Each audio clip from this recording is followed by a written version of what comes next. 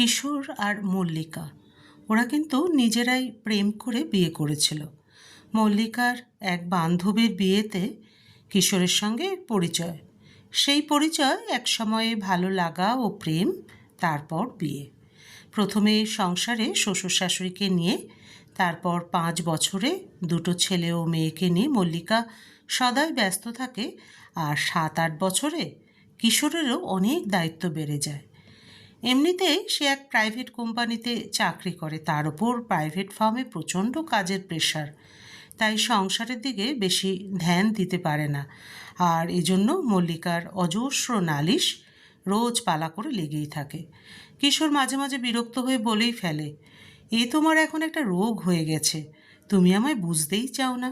মল্লিকা আরও এক কাঠি গলা চড়িয়ে বলে ওঠে, তুমি আমায় কতটা বোঝো যে আমি তোমাকে বুঝবো? সব আমার ঘাড়ে চাপিয়ে তুমি দিব্যি বাইরে ফুর্তি করে বেড়াচ্ছ। ব্যাস, এবার কিশোরও তেলে বেগুনে জ্বলে উঠল। আর এক প্রস্ত চিৎকার চেঁচামেচি শুরু হয়ে গেল। এ এখন নিত্যনৈমিত্তিক ব্যাপার হয়ে দাঁড়িয়েছে।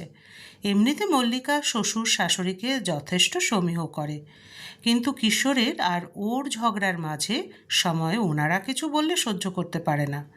প্রতিদিন অল্প বিস্তর ঝড় ওঠে, আবার রাতের বিছানায় থেমে যায়। কিন্তু জীবন তো আঁকাবাঁকা পথে চলতে ভালোবাসে। কিশোরের অফিসে এক বন্ধু এলো হায়দ্রাবাদ থেকে। একদিন কিশোরের সেই বন্ধু রনিত তার স্ত্রীকে নিয়ে ওদের বাড়ি আসে। সবাই খুব হই হুল্লোড় করে গল্প করলো, আনন্দ করলো। রনিতের স্ত্রীর নাম সাহানা। সাহানা একাই সমস্ত আসর মাতিয়ে রাখে। সাহানা দেখতে বেশ সুন্দরী, কথাবার্তা স্মার্ট, সব মিলিয়ে ভীষণ আকর্ষণীয়। কিশোরও অনেকদিন পর মন খুলে একটু আনন্দ করলো। ওরা বেশ কিছুক্ষণ থাকায় বাড়ির পরিবেশ যেন অন্য রকম হয়ে গেল। ওরা যাবার সময় ওদের বাড়িতে যাওয়ার কথাও বলে গেল। ওরা চলে যাওয়ার পর মল্লিকা বলল, চলো আমরা সামনের রবিবার রনিতাদের বাড়ি যাই। সাহানা তোমাকে বারবার বলছিল যেতে। তবে মল্লিকা যেটা লক্ষ্য করেছে সেটা কিশোর কিন্তু লক্ষ্য করেনি। সাহানা কিশোরকে বারবার একটু বিশেষ করে বলে গেছে। কিশোর তেমন একটা পাত্তা না দেবার ভান করে বলল, ঠিক আছে, যাওয়া যাবে একদিন। পরের রবিবার কিশোর ও মল্লিকা রনিতদের বাড়িতে বেড়াতে গেল। খুব সাজানো গোছানো বাড়ি, সাহানাও খুব সেজে গুজে ছিল। গল্পগুজব করে বেশ আনন্দ করে বাড়িতে ফিরল। কিশোর এসে বারবার বলতে লাগলো, দেখো সাহানা কি সুন্দর সেজে গুজে থাকে, আর তুমি একটা পাগলি বুড়ির মতো থাকো। ওর ঘর দুয়ার দেখেছ কি নিট অ্যান্ড ক্লিন, আর তুমি না নিজেকে সাজিয়ে রাখো না ঘর গুছিয়ে রাখো। মল্লিকার মনে অনেক কথাই আসছিল, কিন্তু এখন মুখ খুললে ঘুরে আসার আনন্দটাই নষ্ট হয়ে যাবে, তাই চুপ করে শুনে গেল।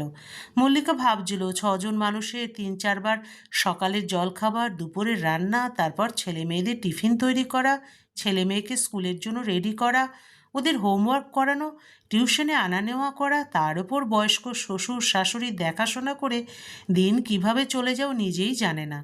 সাজগোজ যে জীবনের একটা প্রয়োজনীয় অঙ্গ, তা তো কবেই ভুলে গিয়েছে ও। দিনে দিনে দুই বন্ধুর সখ্যতা বেশ ভালোই জমতে থাকে। দুবারই আসা যাওয়া বেশ চলছিল কয়েক মাস ধরে। এরপর মল্লিকা বেশি যেতে পারত না, কারণ ছেলে মেয়ের পড়াশোনার ক্ষতি হয়। তাই কিশোর একাই চলে যেত, আর রনিতও কিশোরের সঙ্গ বেশ পছন্দ করে। এরই মাঝে রনিত ওর মা অসুস্থ হওয়ায় 15 দিনের জন্য হায়দ্রাবাদ চলে গেল।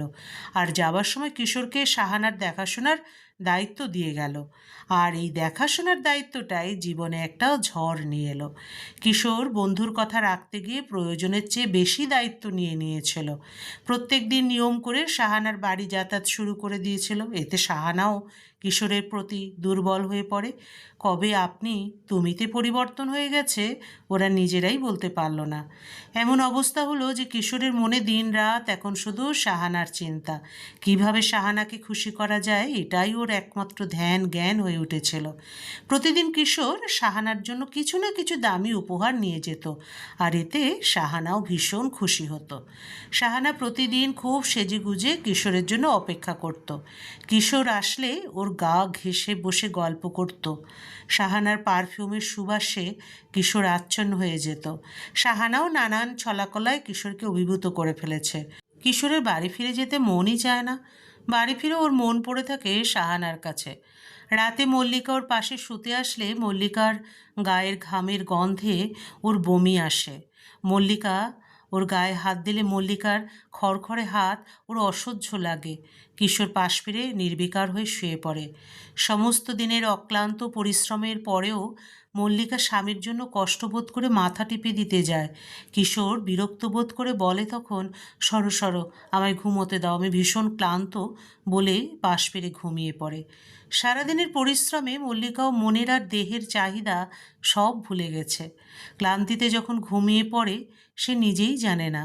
বেশিরভাগ মধ্যবিত্ত পরিবারের নারীরা 30 থেকে 40 বছরটা সংসার ও ছেলে মেয়েদের নিয়ে এরকমই যুদ্ধ করে, কিন্তু যাকে নিয়ে আসল সংসার পেতেছিল সেই তখন গৌণ হয়ে যায়। হয়তো একান্ত আপনজন ভেবেও কিছুটা ঔদাসীন্যতা এসে যায়, আর এই সুযোগে তার শখের আর সুখের সংসারে কখন যে ঘুণ ধরে যায় তা টের পায় না। ইদানিং কিশোরের প্রতিদিন সাহানার কাছ থেকে ফিরতে বেশ রাত হয়ে যায়। এক বৃষ্টির রাতে সাহানার সঙ্গে গল্প করতে করতে অনেকটা দেরি করে ফেলল, আর আকাশ ভেঙে প্রচণ্ড গর্জন করে উঠল। সাহানা ভয়ে কিশোরকে জড়িয়ে ধরল। কখন যে মেঘ করেছে টেরও পায়নি। আকাশ ভেঙে অঝোরে বৃষ্টি নামল, সব যেন ভাসিয়ে নিয়ে যাচ্ছে সাহানার উষ্ণ আলিঙ্গনে। সেই রাতেই কিশোরের পাপ পুণ্য, বৈধ অবৈধ, বিবেকবোধ সব ভাসিয়ে নিয়ে গেল। সে রাতে আর কিশোরের বাড়ি ফেরা হলো না। এদিকে মল্লিকা সারা রাত কিশোরের অপেক্ষায় বসে বসে ঝিমোচ্ছিল। একদিকে সারাদিন পরিশ্রমের ক্লান্তি, তার উপর মানুষটার জন্য চিন্তায় শরীর অস্থির হয়ে আসছিল। যদিও জানতো যে কিশোর সাহানার কাছে গেছে, তাই বলে রনিতের অবর্তমানে ওখানে থেকে যাবে এটা কল্পনা করতে পারেনি মল্লিকা। ঝড় বৃষ্টির জন্য ফোন লাগছিল না। সে রাতে মল্লিকার টনক নড়ে উঠল। ঝড় শুধু বাইরে হচ্ছিল না, মল্লিকার মনের উপর আরও তীব্র ঝড় হচ্ছিল। যতই ও ব্যস্ত থাকুক, কিশোরের পরিবর্তনের আঁচ কিন্তু ও পেয়েছিল। শ্বশুর শাশুড়ি ছেলে মেয়ের সামনে কিছু বলেনি, আজও নিশ্চিন্ত হলো। পরদিন সকালবেলা যখন কিশোর বাড়ি ফিরল, মনে মনে তৈরি হয়েই এসেছিল যে মল্লিকা প্রচণ্ড চিৎকার চেঁচামেচি করবে। ও কি বলবে, কিভাবে বলবে, এসব 7-5 চিন্তা করতে করতে বাড়ি এলো। এসে দেখে ছেলে মেয়ে নিত্যদিনের মতো স্কুলের জন্য রেডি হচ্ছে।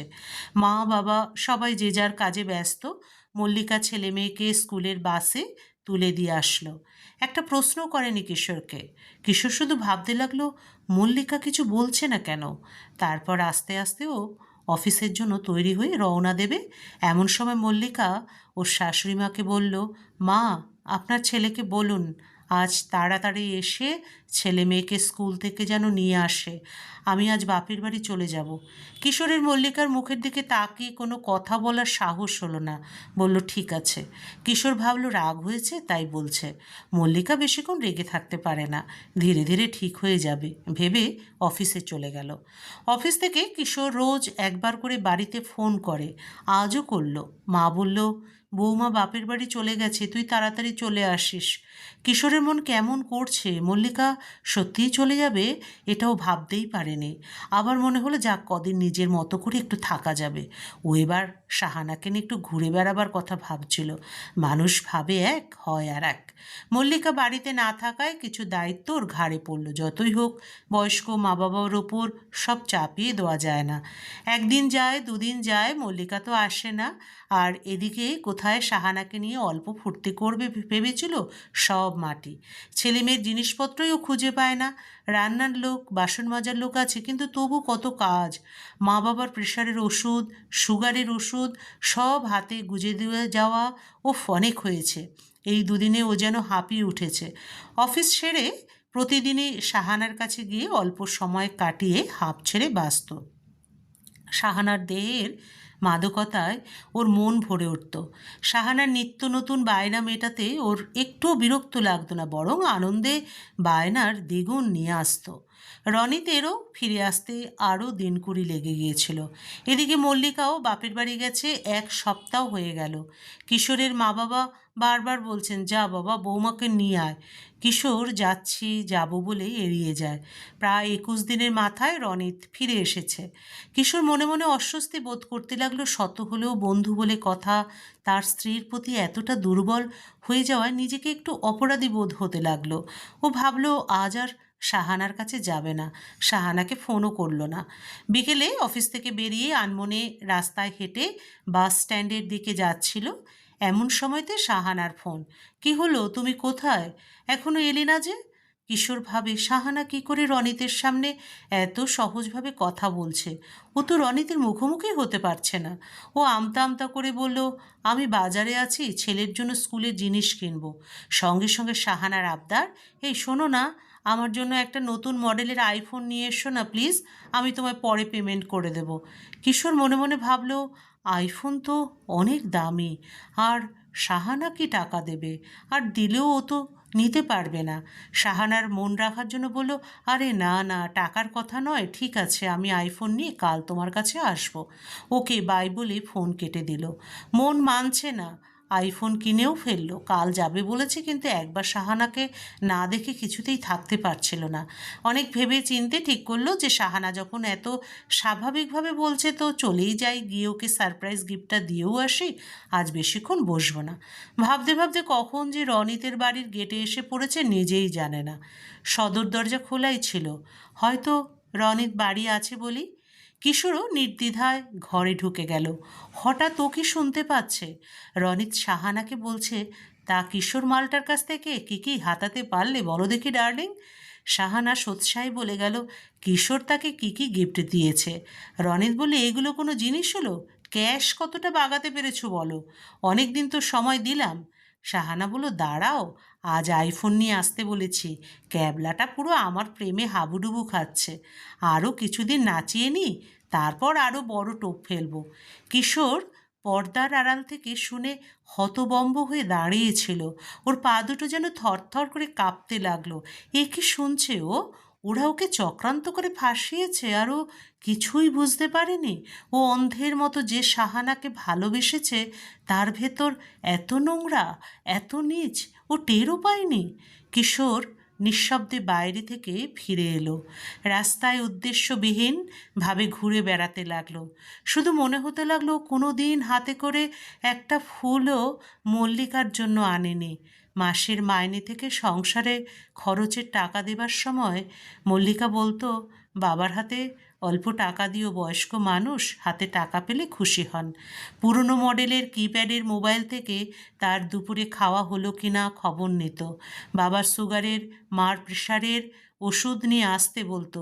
নিজে গিয়ে পুজোর সময় মার জন্য বেশি দামি শাড়ি আনতো। বলতো, মা এদিক ওদিক যান, যেমন তেমন শাড়ি পরলে ভালো লাগে না। সংসার খরচের টাকা বাঁচিয়ে বাবার চশমা ঠিক করানো, মার পান সুপারি এনে দিত। কোনো দিন কোনো দাবি করেনি যে দিনরাত আমার মা বাবা ছেলে মেয়েকে আগলে রাখলো, আর আমি সেই মানুষটার সাথে এত বড় বিশ্বাসঘাতকতা করেছি, খুব অন্যায় করেছি, পাপ করেছি। এই অনুশোচনায় দগ্ধ হয়ে যাচ্ছিল। আর এক মুহূর্ত দেরি নয়, হাঁটতে হাঁটতে কখন যে শ্বশুরবাড়ির দোরগোড়ায় পৌঁছে গেছে ও নিজেই জানে না। শাশুড়ি ওকে দেখে চিৎকার করে মল্লিকাকে ডাকতে লাগলো, দেখ কি এসেছে মলি, কিশোর এসেছে, আসো আসো বলে শাশুড়ি ওকে ভেতরে নিয়ে গেল। মল্লিকা দৌড়ে এসে কিশোরকে দেখেই বুঝতে পারে যে সে মনের ঝড়ে বিধ্বস্ত। কিশোরকে বসিয়ে নিজেও পাশে বসে। কিশোর আর নিজেকে সামলাতে পারছে না, হাউ হাউ করে কেঁদে উঠল। তুমি আমায় ক্ষমা করো বলে মল্লিকার কোলে মাথা রেখে কাঁদতে লাগলো। মল্লিকাও কাঁদল। মল্লিকা কিশোরের মাথায় হাত বুলিয়ে দিতে দিতে বলল, শান্ত হও, সব ঠিক হয়ে যাবে। অনেক দিন পর মল্লিকার গায়ের গন্ধ, খড়খড়ে হাতের পরশে কিশোরের মনের গ্লানি ধুয়ে গেল। কিশোর মল্লিকার হাতে মোবাইলটা দিল। মল্লিকা বলে, এটা কার? কিশোর বলে, তোমার। আমি কোন রাজকাজ করি যে আমার এত দামি মোবাইল লাগবে? ও তুমি রাখো, তোমার পুরনো মোবাইলটা আমায় দিও, ওতেই হবে। কিশোর মুগ্ধ চোখে মল্লিকার দিকে তাকিয়েছিল। ওর চোখ আজ আর কোনো বাধা মানতে চাইছে না। কিশোর চোখ মুছতে মুছতে বলল, তুমি এক্ষুনি চলো আমার সাথে বাড়ি। মল্লিকা বলে, দাঁড়াও, তৈরি হয়ে নি, যেমনটি আছো তেমনটিই চলো, তোমায় তৈরি হতে হবে না, এমনিতেই তোমায় ভালো লাগছে। মল্লিকাও তৎক্ষণাৎ চলল দেখে ওর মা বললেন, সে কি তুই এক্ষুনি চলে যাবি? আমার বয়স্ক শ্বশুর শাশুড়ি বাচ্চাদের কষ্ট হচ্ছে বলে। মল্লিকা কিশোরের সাথে রওনা হয়ে গেল। এক বুক ভরা অভিমান নিয়ে এসেছিল, আর এক মন ভরা ভালোবাসা নিয়ে চলে গেল। আর মাঝে বাপের বাড়ির, শ্বশুর বাড়ির কেউ কিচ্ছুটি টেরটিও পেল না। গল্পের সমাপ্তি এখানেই।